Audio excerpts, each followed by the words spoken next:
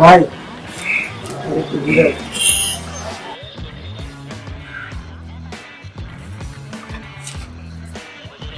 তুমি জানো না কালকে পরীক্ষা আছে, সাথে 2টা অ্যাসাইনমেন্ট দিতে হবে।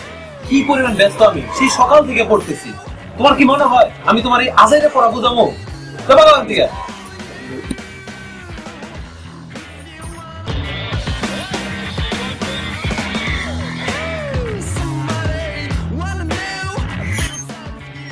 জান